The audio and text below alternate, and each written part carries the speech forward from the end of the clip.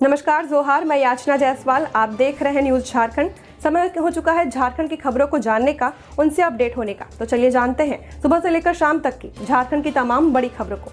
लेकिन उससे पहले यदि आप हमारे चैनल पर नए हैं तो हमारे चैनल को सब्सक्राइब करिए और बेल आइकन को प्रेस करिए। इससे आपको झारखंड की हर छोटी बड़ी खबरें सबसे पहले मिले। तो चलिए जानते हैं झारखंड की बड़ी खबरों को।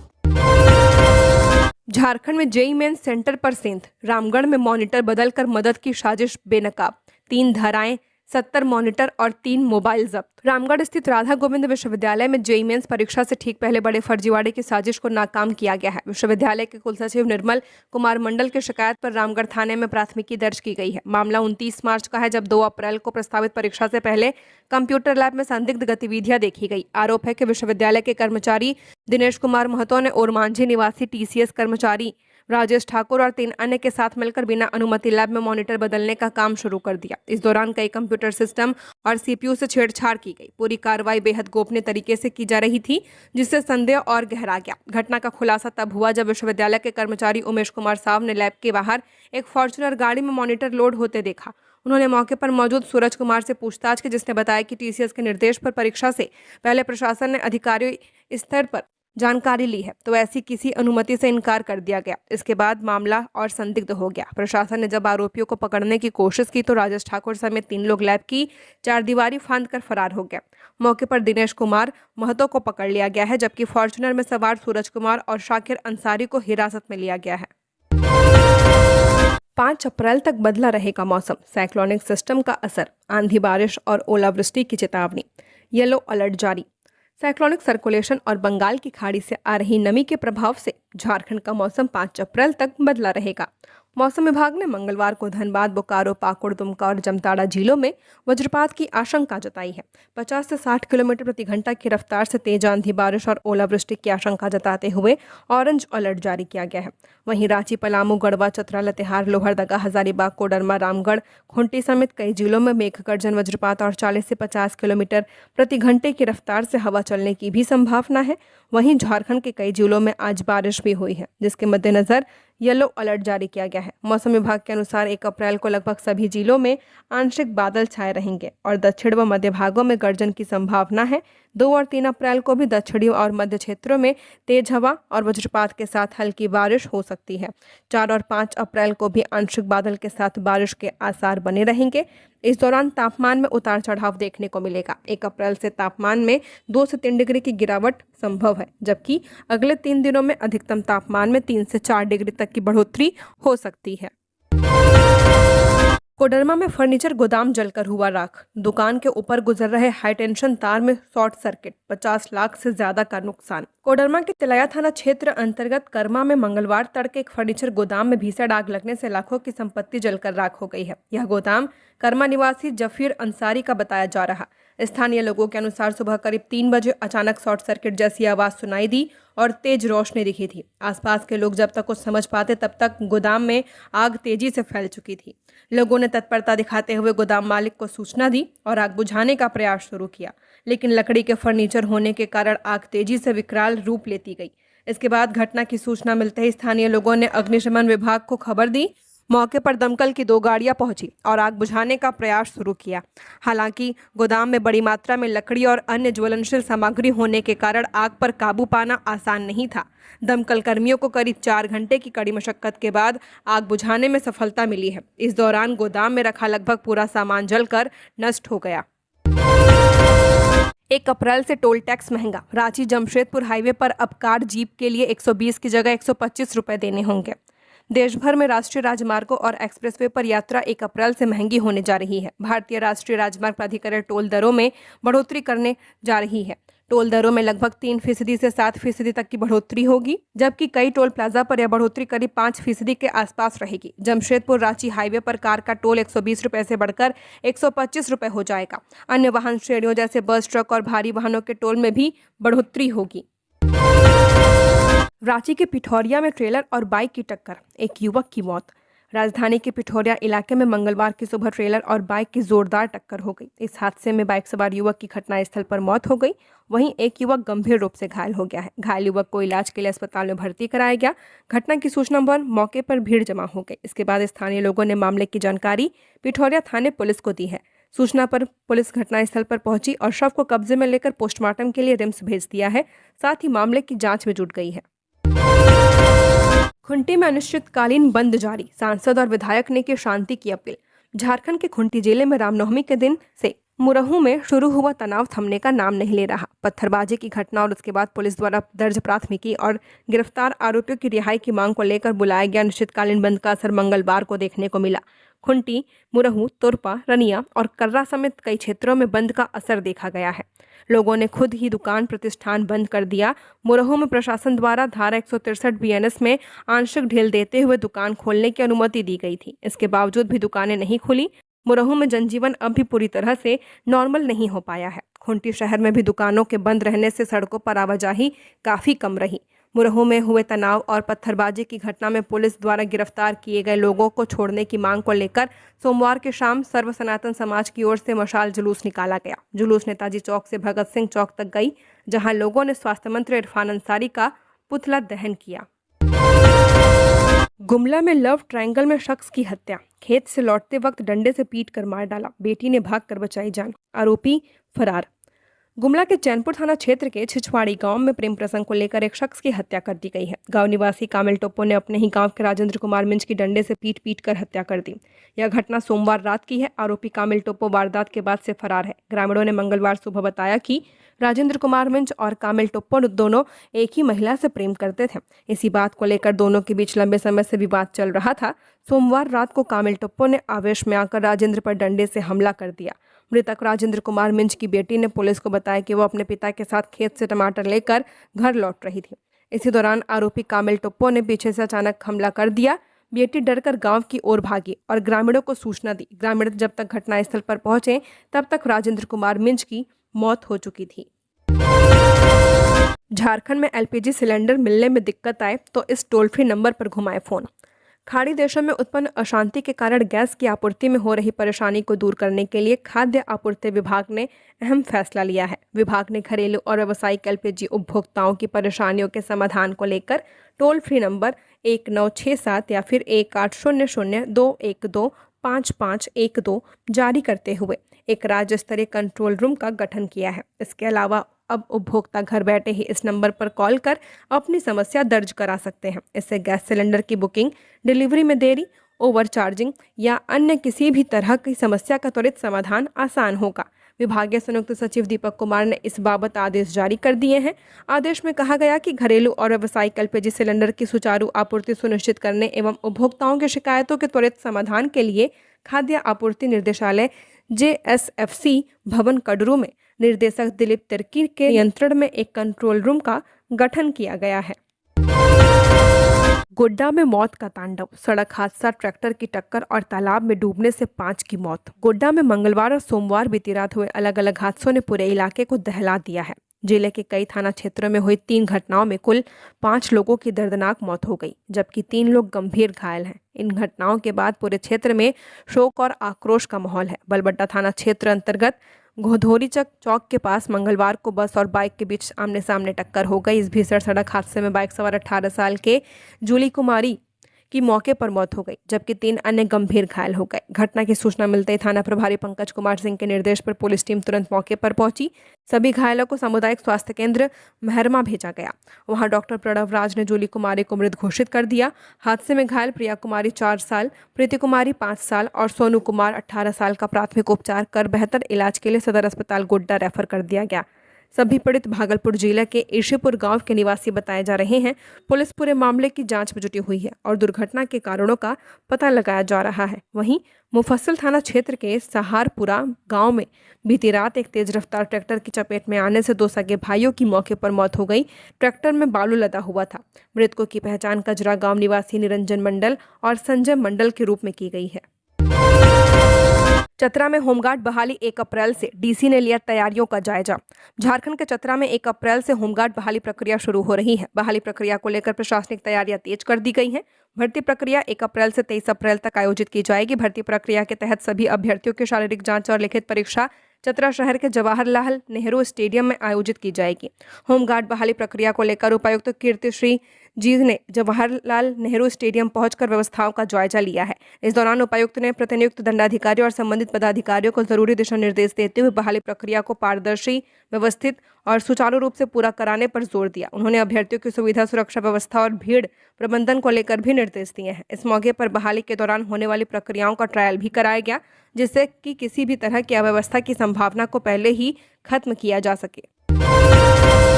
आंगनबाड़ी सेविका सहायिकाओं को सरकारी कर्मचारी का दर्जा दिलाने की मांग, झारखंड हाईकोर्ट में याचिका दायर। प्रदेश आंगनबाड़ी यूनियन की ओर से झारखंड उच्च न्यायालय रांची में राज्य भर की आंगनबाड़ी सेविकाओं एवं सहायिकाओं को सरकारी कर्मचारी घोषित करने की मांग को लेकर एक महत्वपूर्ण याचिका दायर की गई है। यह पहल प्रदेश अध्यक्ष बीना सिन्हा के नेतृत्व में की गई। याचिका में झारखंड उच्च न्यायालय के समक्ष गुजरात उच्च न्यायालय एवं राजस्थान उच्च न्यायालय के पूर्व निर्णयों को आधार बनाते हुए झारखंड की आंगनबाड़ी सेविका सहायिकाओं को सरकारी कर्मचारी का दर्जा दिलाए जाने की मांग की गई है। दोनों उच्च न्यायालयों द्वारा दिए गए महत्वपूर्ण फैसलों की जानकारी देते हुए यूनियन के कार्यकारी अध्यक्ष बाल मुकुंद सिन्हा ने बताया कि आंगनबाड़ी कर्मियों के हित में महत्वपूर्ण टिप्पणियां की गई हैं। झारखंड पुलिस के 172 हवलदारों को मिली एसआई में प्रोन्नति। राज्य पुलिस के 172 हवलदारों को एसआई रैंक में प्रोन्नति दी गई है। पुलिस मुख्यालय ने इससे संबंधित आदेश जारी कर दिया है। जारी आदेश के मुताबिक 172 में से 135 पदों पर जनरल कैटेगरी के 14 पदों पर अनुसूचित जाति के और 44 पदों पर अनुसूचित जनजाति के हवलदारों को प्रोन्नति दी गई है। उल्लेखनीय है कि पिछले दिनों प्रोन्नति समिति की बैठक हुई थी। बैठक में आईजी क्रांति कुमार गणदेसी, पटेल मयूर कन्हैयालाल, मनोज रतन चौथे और सुरेंद्र कुमार झा शामिल थे। बैठक में योग्य हवलदारों को प्रोन्नति देने का फैसला लिया गया था। बोकारो की दीपाली रिया ने जीता miss universe Jharkhand. International airlines में कैबिन क्रू दीपाली अब जयपुर में राज्य का करेंगी प्रतिनिधित्व। बोकारो निवासी और रांची के संत जयवीर्स कॉलेज की पढ़ी दीपाली रिया मिस यूनिवर्स झारखंड 2026 चुनी गई हैं। रविवार देर रात ओरमांझी में आयोजित फाइनल में झारखंड के 30 प्रतिभागियों को पछाड़कर यह खिताब अपने नाम किया है। प्रतियोगिता में 3 सब कॉन्टेस्ट खिताब भी जीते हैं। इनमें miss best smile, miss ramp walk और मिस पर्सनल इंटरव्यू शामिल हैं। दीपाली बोकारो के सेक्टर 5 की रहने वाली हैं। उनके पिता मनोज शंकर शर्मा गोमिया में LIC के ब्रांच मैनेजर हैं, जबकि मां सुधा शर्मा होम मेकर हैं।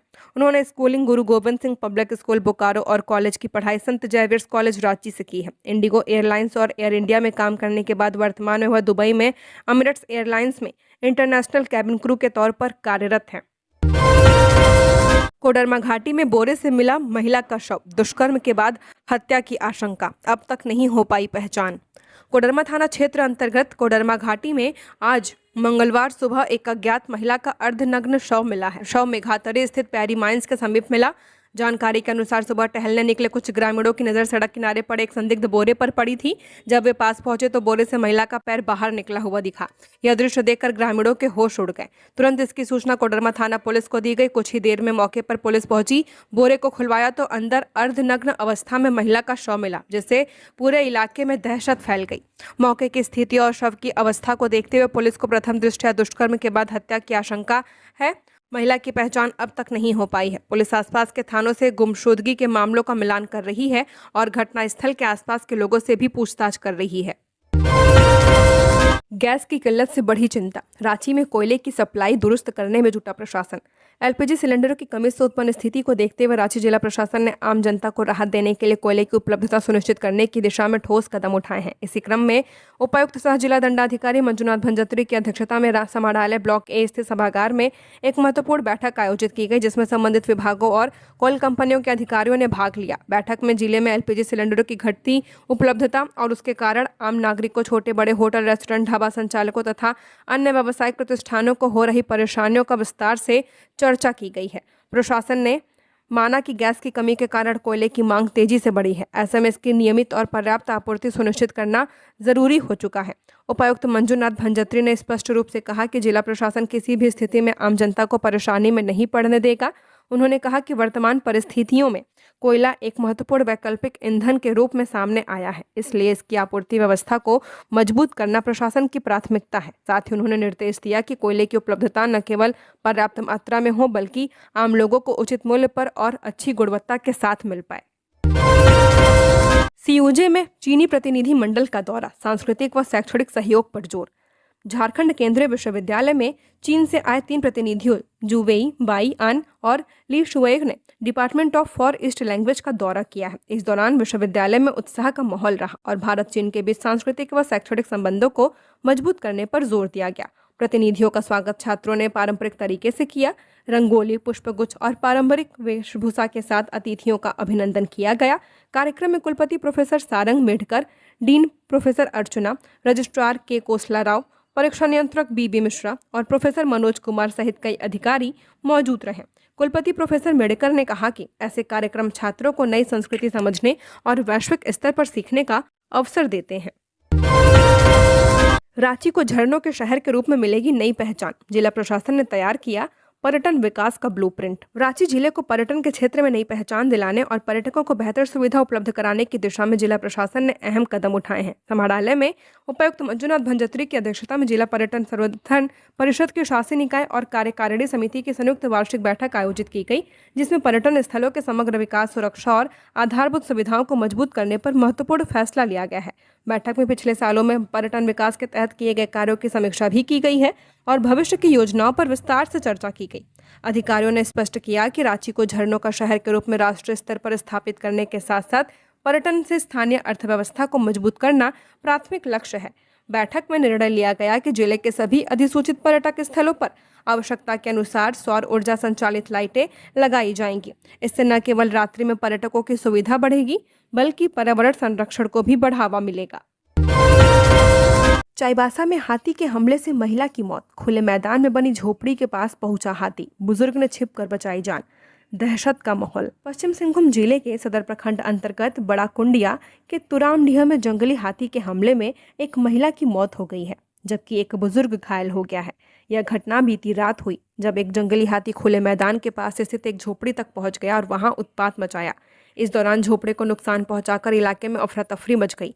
हाथी के हमले में लगभग 55 साल की महिला चांदू कोई की मौके पर मौत हो गई। मृतका तांतनगर प्रखंड के तेताड़ा गांव की निवासी थी और पिछले करीब 1 महीने से बड़ा कुंडिया में रहकर पूजा पाठ करने का काम कर रही थी। गांव के लोगों ने स्नेहपूर्वक पुजारी मौसी कहकर बुलाते थे। उनकी मौत से पूरे क्षेत्र में शोक की लहर है। इसी घटना से एक बुजुर्ग व्यक्ति भी घायल हो गए हैं। बताया गया कि उन्होंने किसी तरह टूटी हुई झोपड़ी में छिपकर अपनी जान बचाई है। घायल व्यक्ति का इलाज चाईबासा के सदर अस्पताल में जारी है, जहां डॉक्टरों के अनुसार उनकी स्थिति फिलहाल सामान्य बताई जा रही है। धनबाद में फिल्मी अंदाज में डकैती, 10 अपराधी सीढ़ियों से घर में घुसे, बच्चे को कब्जे में लिया, रिटायर्ड हवलदार के घर मचाई लूट। धनबाद के बरवाडा थाना क्षेत्र स्थित मिस्ट्रीडीह मोड़ पर सोमवार देर रात एक सनसनीखेज डकैती की वारदात ने इलाके की सुरक्षा व्यवस्था पर सवाल खड़े कर दिए हैं। आर्मी से रिटायर्ड हवलदार कैलाश प्रसाद मिश्रा के घर को निशाना बनाते हुए करीब 10 की संख्या में पहुंचे नकाबपोश अपराधियों ने फिल्मी अंदाज में पूरी घटना को अंजाम दिया है।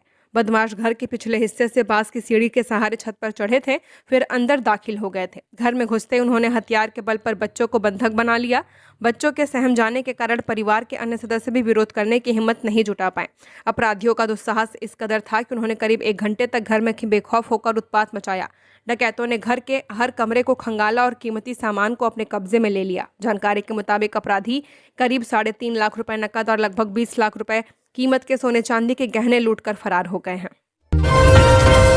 रांची में महिला के चेहरे पर कालीख पोत कर घुमाया, 2 आरोपी गिरफ्तार। रांची के सदर थाना क्षेत्र में एक महिला के साथ मारपीट और सार्वजनिक रूप से अपमानित करने का गंभीर मामला सामने आया है। इस मामले में पुलिस ने त्वरित कार्रवाई करते हुए 2 आरोपियों को गिरफ्तार कर जेल भेज दिया है। घटना को लेकर पीड़िता ने 29 मार्च को सदर थाने में प्राथमिकी दर्ज कराई थी। महिला, जो खुंटी जिले की रहने वाली है और फिलहाल रांची में किराए के मकान में रहती है, उसने आरोप लगाया कि उसी दिन पंकज कुमार नामक व्यक्ति उसके घर पहुंचा था। उसने गाली गलौज करते हुए महिला को जबरन घर से बाहर खींच लिया, पीड़िता के अनुसार आरोपियों ने न केवल उसके साथ मारपीट की बल्कि उसे और उस एक अन्य महिला को चप्पलों से की माला भी पहनाई है। इसके बाद उनके चेहरे पर कालिक पोतकर पूरे मोहल्ले में घुमाया गया, जिससे उन्हें सार्वजनिक रूप से अपमानित किया गया है। महिला ने यह भी आरोप लगाया कि आरोपी ने उसके बेटे और परिचितों पर वाहन चोरी करने का आरोप लगाते हुए हिंसक व्यवहार किया है, उसके कपड़े फाड़ दिए हैं और गलत नीयत से पकड़ने की कोशिश की। पाकुड़ में रिहायशी इलाके में देखी दुर्लभ कस्तूरी बिल्ली। कब्रिस्तान शमशान में रहना पसंद करती है। वन विभाग ने रेस्क्यू कर जंगल में छोड़ा। पाकुड़ में महेशपुर प्रखंड में एक दुर्लभ वन्यजीव स्मॉल इंडियन सिवेट कस्तूरी बिल्ली रिहायशी इलाके में देखी गई। दिन दहाड़े गांव की गलियों और घरों के पास घूमते इस जीव को देखकर ग्रामीणों ने वन विभाग को सूचना दी, जिसके बाद टीम ने मौके पर पहुंचकर इसे सुरक्षित रेस्क्यू किया है। स्थानीय भाषा में कबर या कस्तूरी बिल्ली के नाम से पहचान जाने वाली यह सिवेट काफी देर तक गांव की सड़कों और घरों के आसपास घूमती रही। इसे देखने के लिए ग्रामीणों की भीड़ जमा हो गई थी। ग्रामीणों की सूचना पर वन विभाग की टीम के सदस्य अशरफुल शेख तुरंत मौके पर पहुंचे। उन्होंने ग्रामीणों को शांत करते हुए कुशलतापूर्वक इस दुर्लभ वन्यजीव का सुरक्षित रेस्क्यू किया है। अशरफुल शेख ने बताया कि यह एक स्मॉल इंडियन सिवेट है जो अब कम ही देखने को मिलती है। युद्ध में फंसे भारतीय मजदूर, केंद्र सरकार की चुप्पी पर दीपांकर भट्टाचार्य का जुबानी हमला। धनबाद के निरसा में 2 दिन की सीपीआई स्टेट कमेटी की मीटिंग हुई, जहां पार्टी के शीर्ष नेताओं ने देश की मौजूदा स्थिति, केंद्र सरकार की विदेश नीति, मजदूरों की सुरक्षा और आर्थिक संकट को लेकर जमकर हमला बोला है। बैठक के दौरान राष्ट्रीय महासचिव दीपांकर भट्टाचार्य ने कई गंभीर मुद्दों को उठाते हुए केंद्र सरकार को कटघरे में खड़ा कर दिया। निरसा स्थित भाकपा माले कार्यालय में आयोजित इस 2 दिवसीय राज्य कमेटी की बैठक में पार्टी के कई बड़े नेता और कार्यकर्ता शामिल हुए हैं। बैठक में राष्ट्रीय महासचिव दीपांकर भट्टाचार्य, प्रदेश सचिव मनोज भट्ट, निरसा विधायक अरुण चटर्जी, बगोदर के पूर्व विधायक विनोद सिंह, माले नेता हालधर महतो, राज्य कमेटी सदस्य सुषमा मेहता और सभा प्रभारी जनार्दन प्रसाद सहित बड़ी संख्या में कार्यकर्ता मौजूद रहे। बैठक में देश के राजनीतिक हालात, सामाजिक मुद्दों और संगठनात्मक मजबूती पर विस्तार से चर्चा की गई। बैठक के बाद मीडिया से बातचीत करते हुए दीपांकर भट्टाचार्य ने अंतर्राष्ट्रीय मुद्दों पर केंद्र सरकार की नीति को लेकर तीखा हमला बोला। उन्होंने कहा कि इजरायल द्वारा युद्ध थोपे जाने से न केवल ईरान को भारी नुकसान हो रहा है, बल्कि विश्व भर में चिंता की स्थिति बनी हुई है। बाबूलाल मरांडी ने शराब घोटाले की सीबीआई जांच की मांग की। करते हुए राज्यपाल को लिखा पत्र, एसीबी की भूमिका पर गंभीर सवाल उठाए। नेता प्रतिपक्ष बाबूलाल मरांडी ने राज्य में हुए बहुचर्चित शराब घोटाले को लेकर राज्यपाल संतोष कुमार गंगवार को एक पत्र लिखकर मामले में सीधे हस्तक्षेप करने की मांग की है। मरांडी ने एसीबी की कार्यप्रणाली पर गंभीर आरोप लगाते हुए पूरे प्रकरण की जांच सीबीआई को सौंपने की सिफारिश की है। मरांडी ने अपने पत्र में दावा किया कि राज्य की जांच एजेंसी एसीबी भ्रष्टाचारियों को सजा दिलाने के बजाय उन्हें बचाने का प्रयास कर रही है। उन्होंने आरोप लगाया कि एसीबी ने जानबूझकर साक्ष्य और कानूनी समय सीमा के साथ समझौता किया है। पत्र में कहा गया कि मामले के मुख्य आरोपी आईएएस विनय कुमार चौबे और अन्य अधिकारियों सुधीर कुमार दास, सुधीर कुमार, नीरज कुमार को अदालत से डिफॉल्ट बेल मिल गई है। वजह है बीएनएसएस की धारा 187(2) के तहत एसीबी को 90 दिनों के भीतर चार्जशीट दाखिल करनी थी। बाबूलाल मरांडी के अनुसार 8 महीने बीत जाने के बाद भी एसीबी ने चार्जशीट दाखिल नहीं की है, जिसका फायदा उठाकर 17 में से 14 आरोपी जेल से बाहर आ चुके हैं। गढ़वा में महुआ चुनने गए 2 लोगों की हाथियों ने कुचल कर मार डाला। गढ़वा जिले में बीते 24 घंटे में जंगली हाथियों के झुंड ने 2 लोगों को कुचलकर मार डाला है, जिससे पूरे इलाके में शोक और दहशत का माहौल है। पहली घटना रंका के बाहोकुदर में हुई है, जबकि दूसरी घटना धुरकी थाना क्षेत्र के कदवा गांव में हुई है। जानकारी के अनुसार महुआ चुनने गए 62 साल के दैब कोरवा जंगल में हाथियों के हमले का शिकार हो गए। देर शाम तक घर नहीं लौटने पर परिजन और ग्रामीणों ने उनकी तलाश शुरू की और जंगल में उनका शव हाथियों के पैरों के निशान के पास बरामद हुआ है। ग्रामीणों ने बताया कि क्षेत्र में पिछले कुछ दिनों से हाथियों का झुंड सक्रिय था। इस दौरान दैब कोरबा अनजाने में उनके संपर्क में आ गए। हमला इतना भीषण था कि उनकी घटनास्थल पर मौत हो गई। मृतक परिवार के मुखिया थे और अचानक उनकी मौत से परिवार पर दुखों का पहाड़ टूट पड़ा है। घटना की सूचना पर वन विभाग के वनपाल प्रमोद कुमार यादव और धुरकी पुलिस टीम मौके पर पहुंची। शव को कब्जे में लेकर पोस्टमार्टम के लिए भेज दिया है, जबकि इलाके में हाथियों की गतिविधियों पर निगरानी बढ़ा दी गई है। ग्रामीणों को सतर्क रहने की सलाह दी गई है। 6 ज्योतिर्लिंग व शिरडी दर्शन के लिए झारखंड में चलेगी ट्रेन, जानिए किराया और समय। 6 ज्योतिर्लिंग व शिरडी दर्शन के लिए भारत गौरव पर्यटक ट्रेन चलाई जाएगी। यह ट्रेन इंडियन रेलवे कैटरिंग एवं टूरिज्म कॉरपोरेशन लिमिटेड के द्वारा चलाई जाएगी। ये जानकारी सोमवार को रांची रेलवे स्टेशन में हुई प्रेस वार्ता में आईआरसीटीसी रांची के संयुक्त महाप्रबंधक एसके सोरेंग ने दी है। बताया गया कि इस ट्रेन का शुभारंभ 11 मई को झारसुगुड़ा से होगा। यह यात्रा 11 रात और 12 दिन की होगी। यात्रा के दौरान उज्जैन का श्री महाकाल महाकालेश्वर ज्योतिर्लिंग, श्री ओमकारेश्वर ज्योतिर्लिंग, सोमनाथ का श्री सोमनाथ ज्योतिर्लिंग, द्वारका का श्री द्वारकाधीश मंदिर व श्री नागेश्वर ज्योतिर्लिंग, शिरडी का श्री साई दर्शन, नासिक का श्री त्र्यंबकेश्वर ज्योतिर्लिंग व औरंगाबाद का श्री घृष्णेश्वर ज्योतिर्लिंग का दर्शन कराया जाएगा। आईएएस विनय चौबे को डिफॉल्ट बेल मिलने के बीच रामेश्वर उरांव का पुराना बयान चर्चा में। एसीबी के 3 काम, फंसा दो, दबा दो या उभार दो। निलंबित आईएएस अधिकारी विनय कुमार चौबे को आय से ज्यादा संपत्ति मामले में एसीबी कोर्ट से डिफॉल्ट बेल मिल गई है। एंटी करप्शन ब्यूरो द्वारा 60 दिनों के भीतर चार्जशीट दाखिल नहीं किए जाने के कारण अदालत ने उन्हें यह राहत दी। हालांकि हजारीबाग जमीन घोटाले में आरोपी होने के चलते वे फिलहाल जेल से बाहर नहीं आ पाएंगे। आईएएस विनय चौबे को डिफॉल्ट बेल मिलने के बाद सोशल मीडिया पर लगातार प्रतिक्रियाएं सामने आ रही हैं। लोग एसीबी की जांच प्रक्रिया, उसकी गति और निष्पक्षता को लेकर खुलकर सवाल कर रहे हैं। इस पूरे घटनाक्रम के बीच झारखंड के पूर्व मंत्री और कांग्रेस विधायक रामेश्वर उरांव द्वारा कुछ साल पहले विधानसभा में दिया गया बयान एक बार फिर चर्चा में आ चुका है। विधानसभा सत्र के दौरान रामेश्वर उरांव ने कहा था कि एसीबी अब निष्पक्ष जाँच की जगह अलग अलग तरीके से मामलों को हैंडल कर रही है।